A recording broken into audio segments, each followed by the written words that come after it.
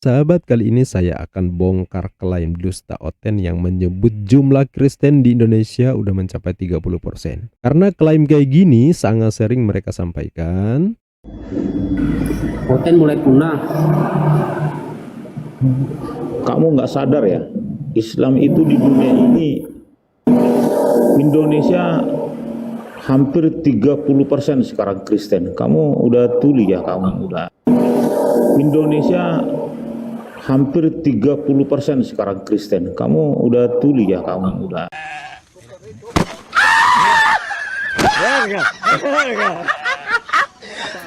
Saya tanya dulu, kenapa Indonesia begini berbanyak? Suaramu yang putus-putus, kamu Ya, sinyalmu apa? macet itu karena kebeli dari gurun itu, dari Arab. Jadi dari sini kita bisa pastikan bahwa klaim jumlah Kristen di Indonesia sekitar 30% adalah dusta, bohong, hoax, ngibul, halusinasi, menghibur diri. Ya, makanya jangan kebanyakan makan B2 ya, gini akibatnya. Jadi dia meningkatkan jumlah ini ngitungnya dari mana? Atau mungkin jangan-jangan penghuni kandang itu dihitung semua ya. Kalau domba-domba mungkin ditambah lagi dengan sapi, kebo ya, ular beludak itu juga dihitung kali ya, sampai supaya bisa menggenapkan sekitar 30%. Nggak tahu ya. Dia sebenarnya tujuannya mau mengarahkan opini bahwa seolah-olah jumlah muslim di Indonesia turun digeser oleh Pakistan, sedangkan posisi Indonesia tadi yang jumlah muslimnya turun berarti digeser oleh Kristen yang dia klaim tadi sekitar itu 30%. Nah, pertama, klaim tadinya gagal ya. Dia tadi dusta. Jadi klaim tidak. Ya ampun Bu, jangan begitu dong Bu, saya dengar Bu. Kenapa? Ibu tahu Ibu, dia pakai kerudung di tempat jatuhan Ibu.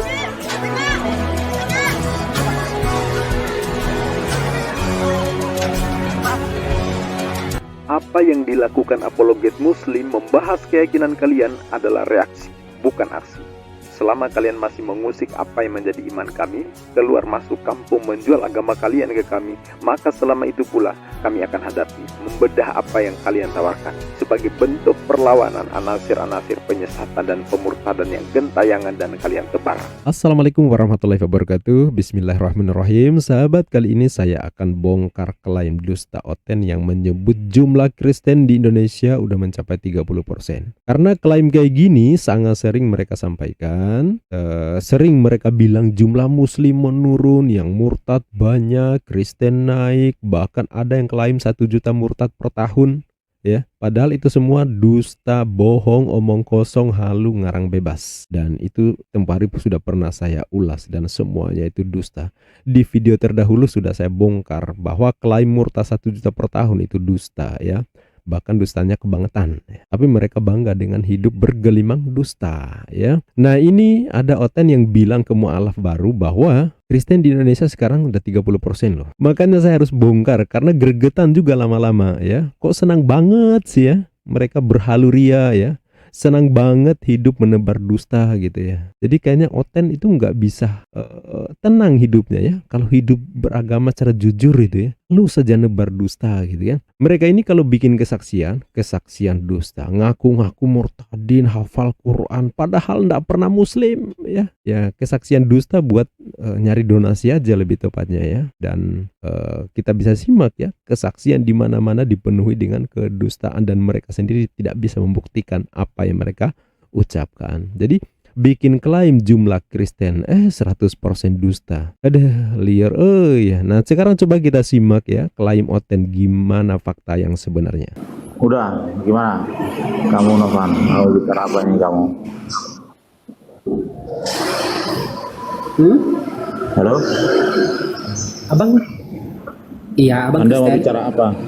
Ya, saya Kristen. Bicara apa? Ya, Anda punya komal lah, mau topik apa kamu ini?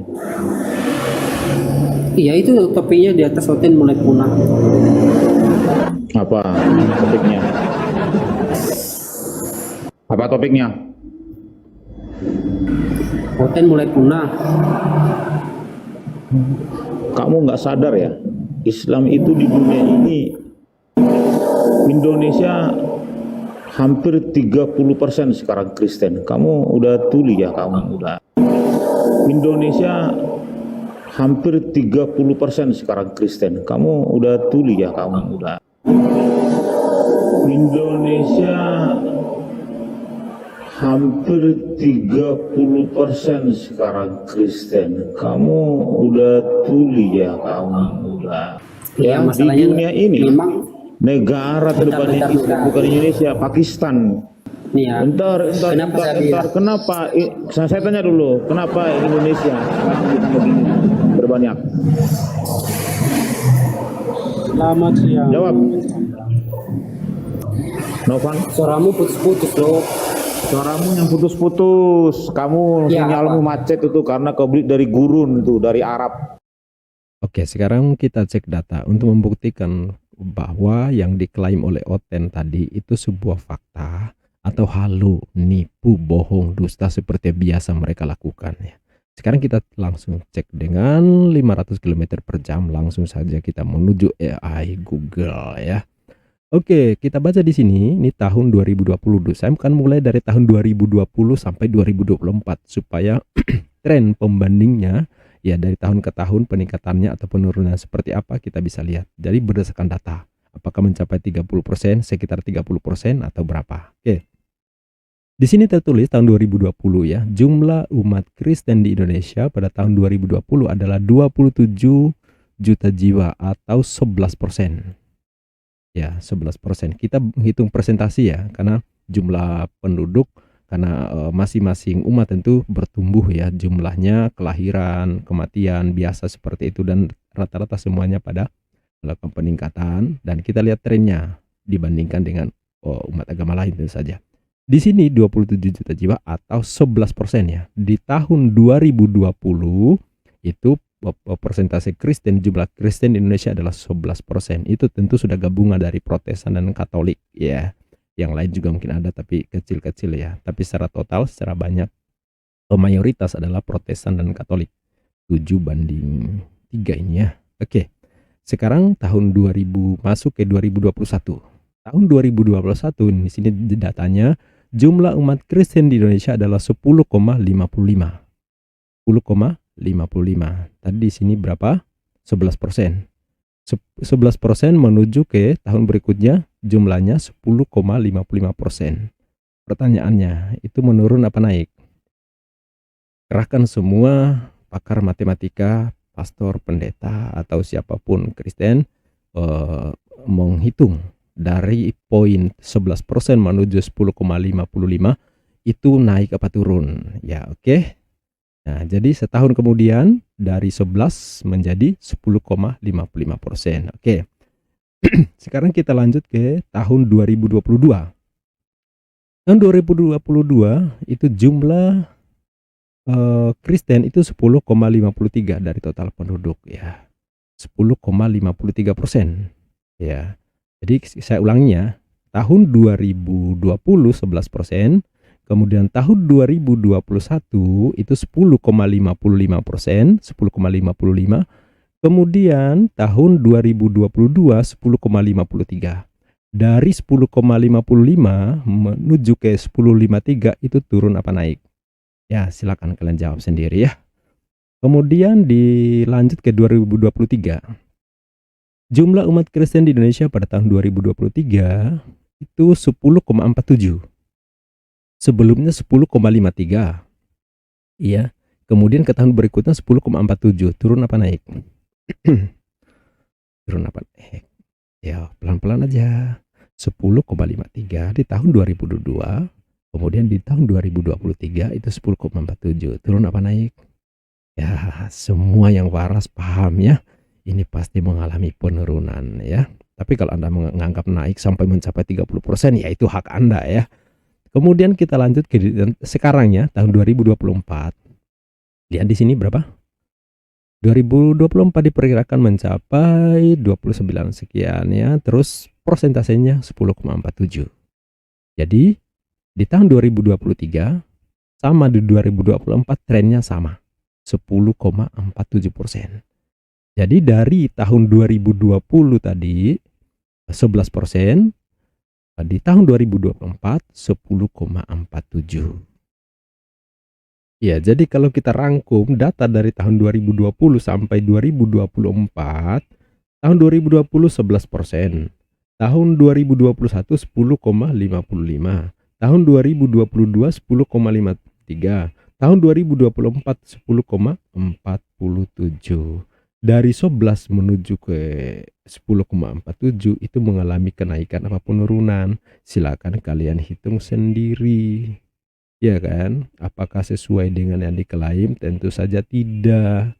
Jadi dari sini kita bisa pastikan bahwa Kamu nggak sadar ya, Islam itu di dunia ini, Indonesia hampir 30% sekarang Kristen. Kamu udah tuli ya, kamu udah. klaim jumlah Kristen di Indonesia sekitar 30% adalah dusta, bohong, hoax, ngibul, halusinasi, menghibur diri.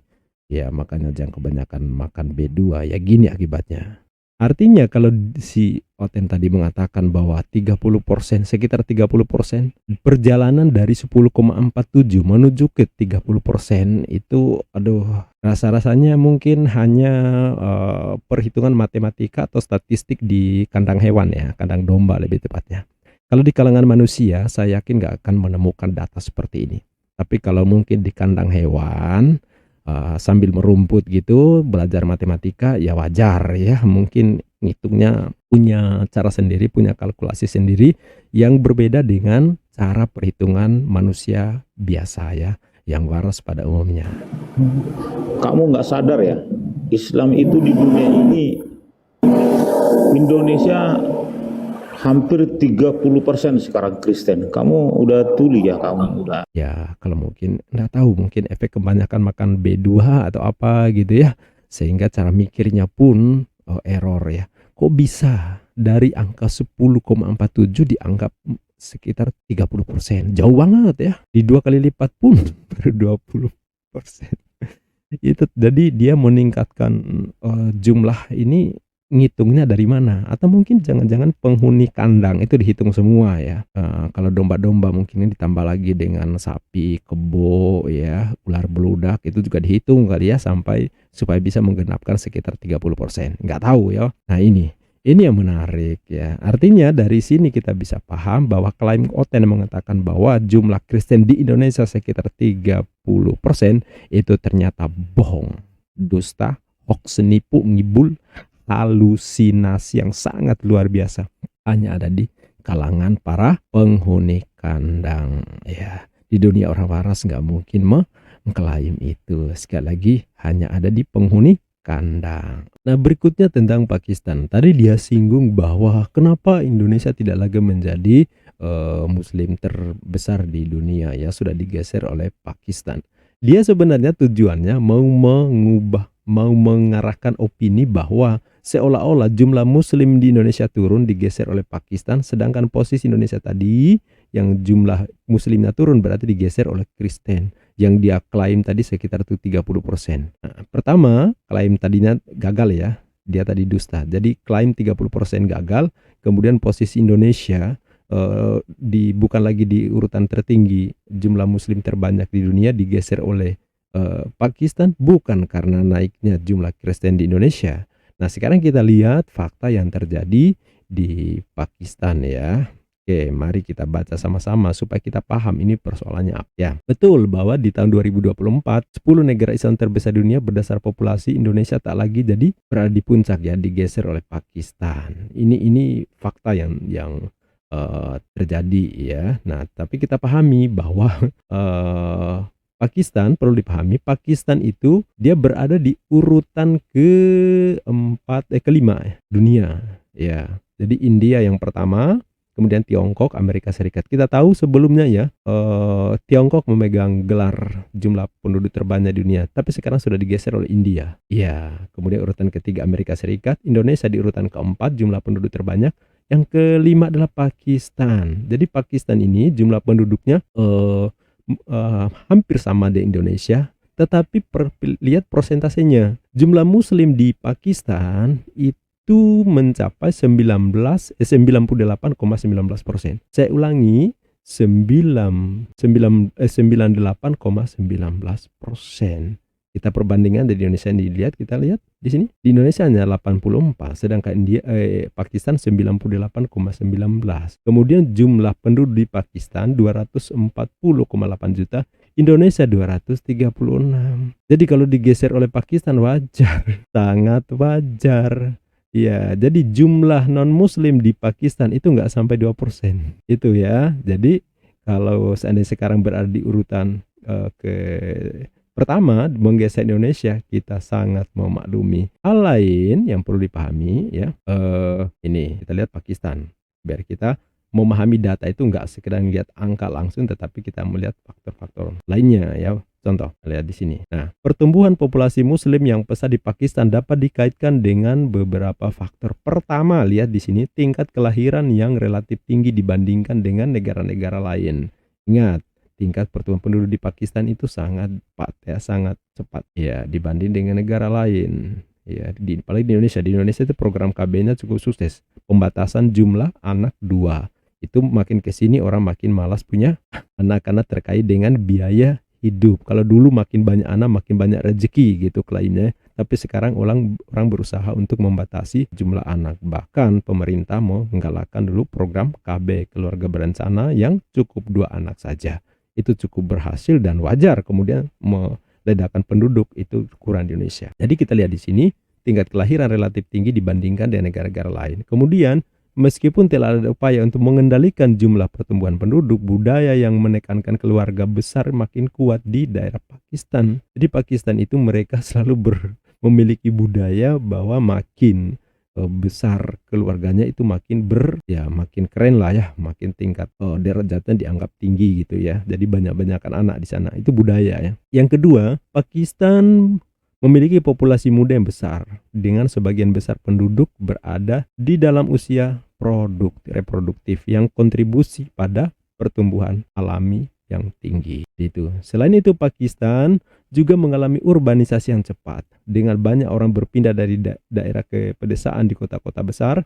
Hal ini hanya mempengaruhi distribusi populasi, tetapi pola fertilitas dan struktur keluarga. Meskipun demikian, tantangan ekonomi dan sosial di Pakistan cukup besar ya. Kita tahu Pakistan juga masalah ekonominya cukup tinggi ya, cukup bermasalah maksudnya ya, termasuk kebutuhan untuk menyediakan pendidikan, kesehatan, lapangan kerja bagi populasi yang terus bertambah. Jadi itulah yang terjadi di Pakistan. Jadi kalau mau berupaya untuk membuat opini bahwa jumlah Muslim terbesar bukan lagi Indonesia, Pakistan, dikaitkan dengan pertumbuhan jumlah Kristen yang mencapai 30% katanya, yang ternyata bohong, itu adalah gagal. Jadi Kristen jangan suka mengklaim yang aneh-aneh ya, makin membuat lihat makin kita ngelihatnya selalu, kenapa sih kalian selalu jualan hal-hal yang bohong, dusta, ngibul gitu ya. Rasa-rasanya nggak enak ya menyampaikan hal yang jujur berdasarkan fakta dan data, sehingga ketika diuji kalian punya nilai plus. Ini kok